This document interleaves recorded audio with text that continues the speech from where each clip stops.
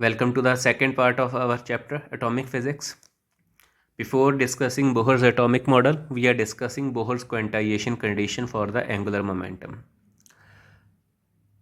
De Broglie's hypothesis said that every material particle should also possess wave nature.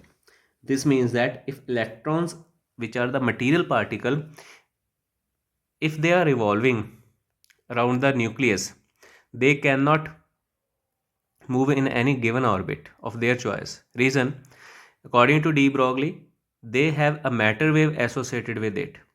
So, if this is true, the matter wave is actually associated with an electron moving around the nucleus, then this electron can move in only that circular orbit which has sufficient amount of size so that this circular orbit can accommodate that matter wave associated with the electron.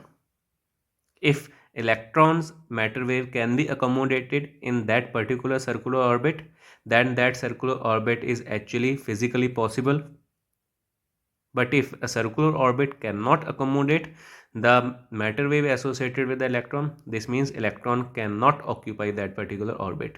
So this puts a limit that all orbits are not possible, but only those orbits are possible in which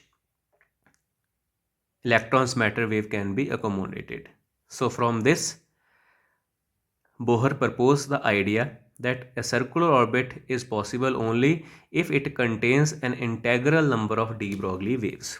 That means the size of the circular orbit, that is, which is the circumference, which is 2 pi r, it must accommodate integral number of the de Broglie waves, where n is the value ranging from 1 to 3. It is an integer and so on, and it gives us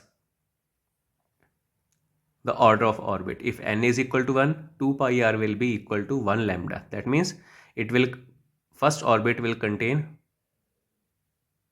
matter wave of wavelength 1 lambda. But if it is n is equal to 2, then 2 pi r it will be equal to 2 lambda. This means the second orbit, it is going to contain twice the wavelength of the matter wave. If it is equal to 3 lambda, then it will contain 3 cycles of the wave inside its circumference. So 2 pi r is equal to n lambda. Moreover, according to de Broglie, lambda is equal to h over mb. So if we compare both the equations, 2 pi r becomes equal to nh over mv, or we can also write this equation as mvr equal to nh over 2 pi. We know that angular momentum L is equal to mass into velocity into radius. So angular momentum of the electron, it will be equal to mvr is equal to nh over 2 pi,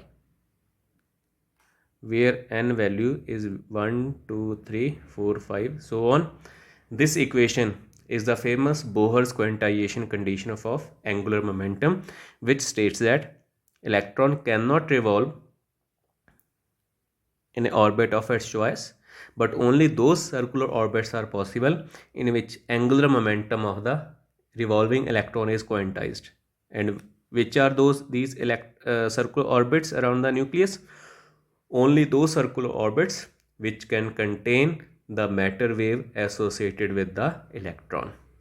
So this is Bohr's quantization condition, which puts a limit that orbits around the nucleus in which electrons have to revolve, they are not continuous in nature, but they are only discrete in nature.